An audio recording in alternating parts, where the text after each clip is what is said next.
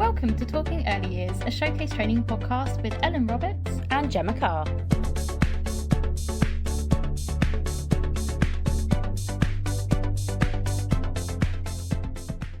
Hello and welcome to today's Talking Early Years podcast. On this episode, we're going to be discussing outstanding Ofsted inspections, and we have our first manager on the podcast, Lauren Murphy.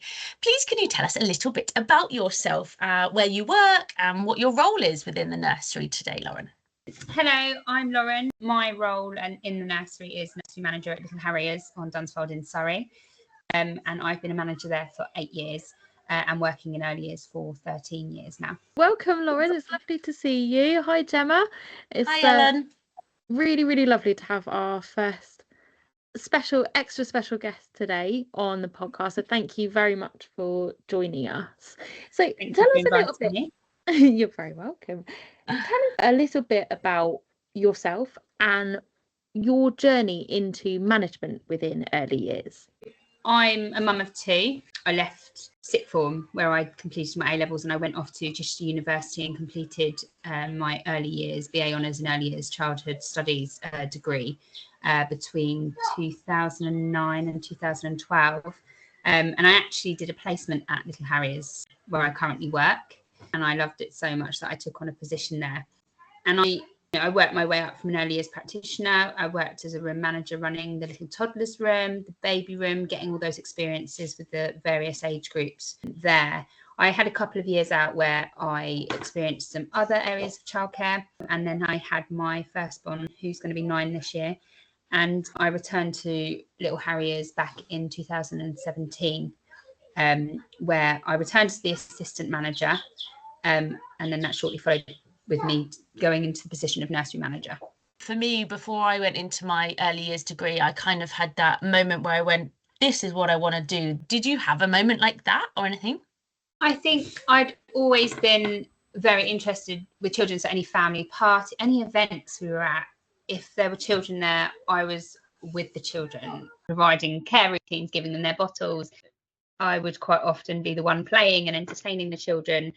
For me, I always wanted a role that would be giving something back, and I'm not sure what it would be giving back, but making a difference or supporting somebody else. Always, I think I would say I'm quite a caring person, and so I think I am denied with midwifery. So I was sort of looking into my options, and I'd always enjoyed working with children, even education or caring. I wanted to do something, but I enjoyed my time around children and watch them learn, develop, meet those milestones. So I actually chose to go into and complete my BA Honours in Early Years because it did open a number of doors for me. If I wanted to go down the educational route, I could do so. All I'd have to do is a year's PGCE. But I found my feet in nursery and early years. And that for me is, I've never wanted to go down that educational route now. I'm very happy where I am. So that's very similar to my route into early years actually as well. And that kind of wondered whether it was an education, going into a reception class, reception teacher, pre-prep teaching kind of thing, was kind of what my question was. And similarly to you, well, I could just do a PGC at the end of it, and actually probably 6 months into the course, I went, no, this is it. So, Lauren, can you talk us through the progression of your nursery, sort of whilst you've been there, and sort of changes that you may have made, and kind of, so you've had the 4 inspections in total that have been outstanding, 2 of which were yours. So kind of talk me through sort of the progression since you started, or sort of what was happening before you and how we got to where we are now.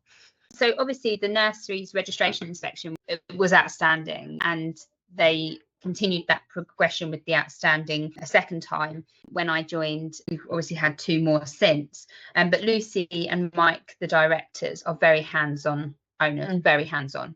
You know, they've got a really amazing vision for their nursery. They want to ensure that everything that we're doing is really going above and beyond. And I think with outstanding, that's kind of where you do have to go. It isn't just ticking the boxes. It's how can we go that extra mile? And actually, it's not as simple as just handing out a piece of advice to a parent. It's about implementing activities in the setting, really embedding information with children, activities, so they gain an understanding of it. We have people that come in and do secret storytellers. We've had some local dentists come in and speak to the children about teeth, provide us with dental packs, read stories to the children. We're always trying to ensure it's a positive working environment for staff as well. And over the years, I think it's safe to say early years has focused a lot on paperwork. And so when the framework changed, I think it's back in 21, and they were trying to take away the paperwork element, we all sat down as a management team and we thought, how can we reduce what we're doing? I mean, originally we were doing a lot of assessment reports sort of every 12 weeks and things like that. Yeah. And so we took all of that away. And now actually we create the baseline with the parents when they join us. Every child gets a next step, which is reviewed every 6 weeks. And that next step is personal to the child. And it's not just about which area it comes under the specific area. It's actually to the child and their interests and what they like to do.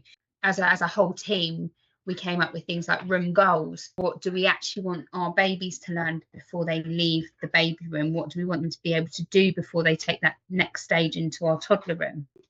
So ultimately, it is the whole team. We, as a management team, come together, come up with new ideas, but we also listen to our team as well about the ideas that they want to bring in. And together as a whole team, we work really hard and embed those ideas within the nursery. What does the term outstanding mean to you as a person? Because I think in inspection, outstanding means something slightly different to everyone. And you were saying there about going the extra mile, which absolutely I think is the first thing that kind of comes to mind for me, really, when we think about outstanding. But what else does it mean to you? What does it mean to you to get that grade as outstanding as well? So to me, it means an extremely high standard. A high standard has to be consistent, and I think that is reflected in our 4 outstandings, because you can receive an outstanding grade, but I think if you're always striving to be the best and promoting your team to always be the best they can be, those missed moments of interaction, if you miss those moments and continue to miss those moments, it almost becomes habit. So our habit is always to be striving to be the best. And outstanding, it's the level of care, and a lot of us are parents ourselves, and so when I think about the children we're looking after in our nursery, I think about my children and how I want my children to be cared for. It is that forever best practice, isn't it? I think reflection as well as practitioners is really good. Reflecting on how a day's gone and also taking a positive from every day. So for us building our curriculum, it was really important that our inviting children in, not only providing new ideas and opportunities to learn, but also really knowing our children. I think that's really important, is knowing your children and what they like and dislike, but also providing the opportunities to create new likes and dislikes at the same time. So I think you've spoken about your staff quite a lot there as well. How do you talk to your staff and kind of get them to build their understanding of Ofsted without the pressure? I think realistically, managers as well, you do feel the pressure of Ofsted. But I think when we're promoting that best practice environment, for me, we now get the warning, we get the phone call to say Ofsted's coming. And it was simply telling my staff, just show them what you can do.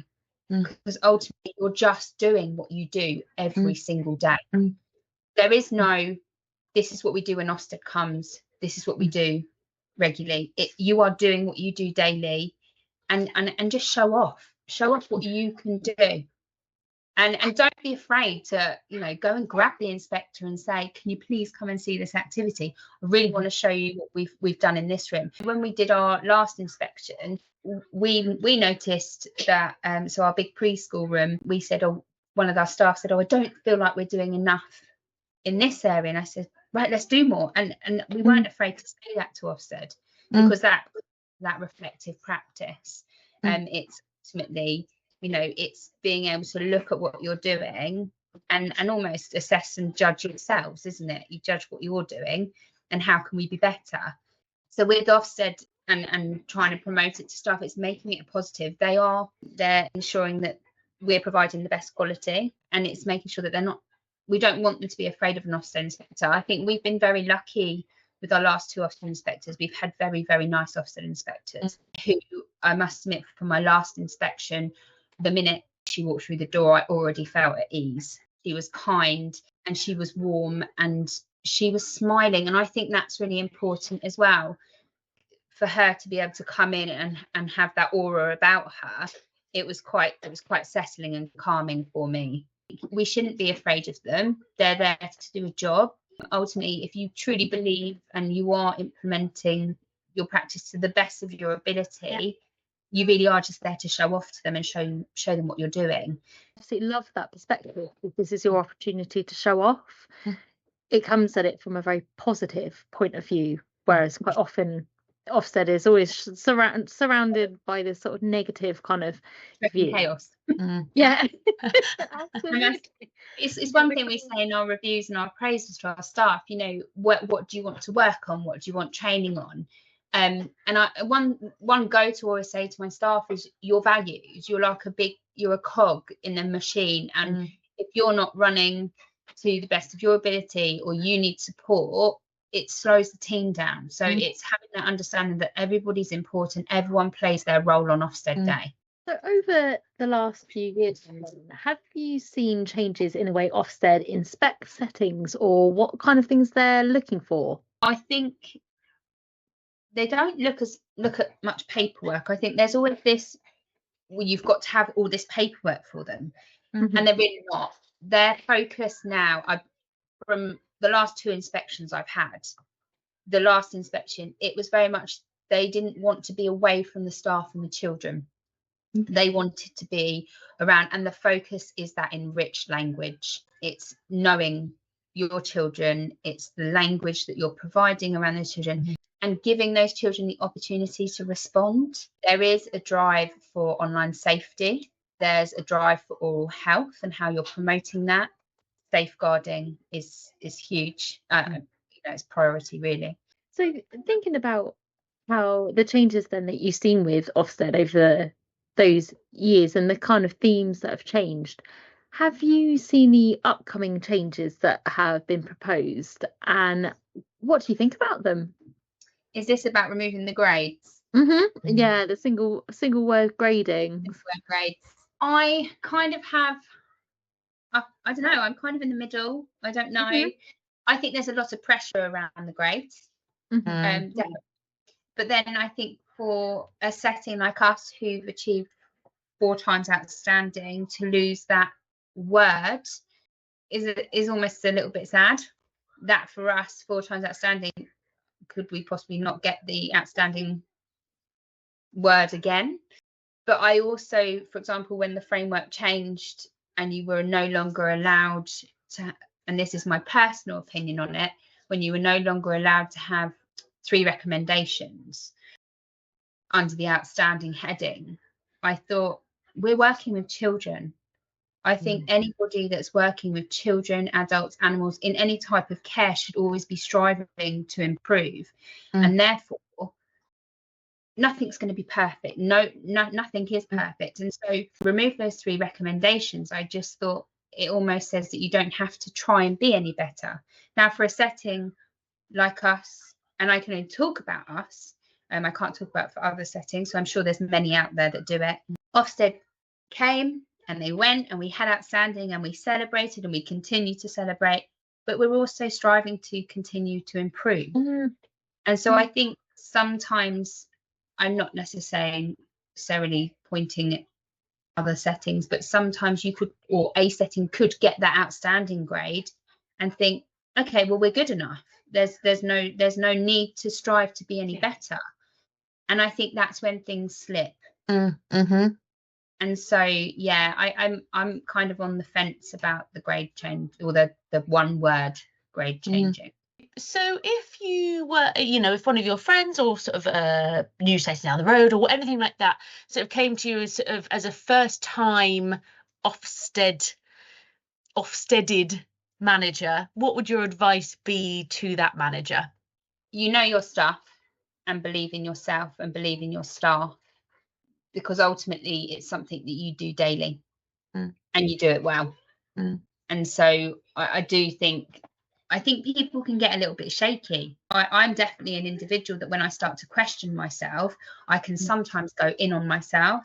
Yeah. And I think, Gemma will tell you I'm quite a chatty person. Quite often, if I'm not feeling comfortable or not feeling, I think letting that little voice get into my head and say you're not good enough, that's when you start making mistakes. Just make sure that your training and things are up to date, or that you know your ratios. Generally, my advice would be relax, show off, show them what you can do, because I just think if you panic, you just go in on yourself. If there's ever anything you're unsure of, ask someone. Ask someone, because if there's something niggling at you and you think that doesn't seem quite right, is that right? I'm not sure. Just ask. Just ask someone. There's no shame in asking a question or asking for help. What we like to do sometimes is we like to just look at different Ofsted inspection reports and read them. Yeah. It sometimes triggers and goes, oh no, yeah, we do that, and oh yeah, that's a good idea. Or, but also, sharing with other settings is quite important as well. Do you ever maybe send your staff to your other nurseries to kind of have a bit of an experience and understanding, see how they do things, or do any of the other settings come to you even following your outstanding?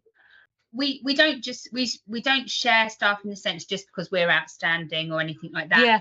But we do support each other as settings. We actually have a Woodlands learning lead, and he spends some of his time at our Lavant setting. He also has his beach training, so he'll go and spend time there. But what's quite nice is we do share staff between the settings. We ask staff if they'd like to go. Some staff to us and say, I'd like to go and experience that setting. And vice versa. So we do often have staff go between the settings, not on permanent basis, but just so that they can come and see how we do it here. We are different settings. Our Lavant setting is a very open plan setting, and our Cranley setting in Surrey, we have 5 separate rooms, majority open plan. It's not as open plan as our Lavant setting, so they are completely different settings.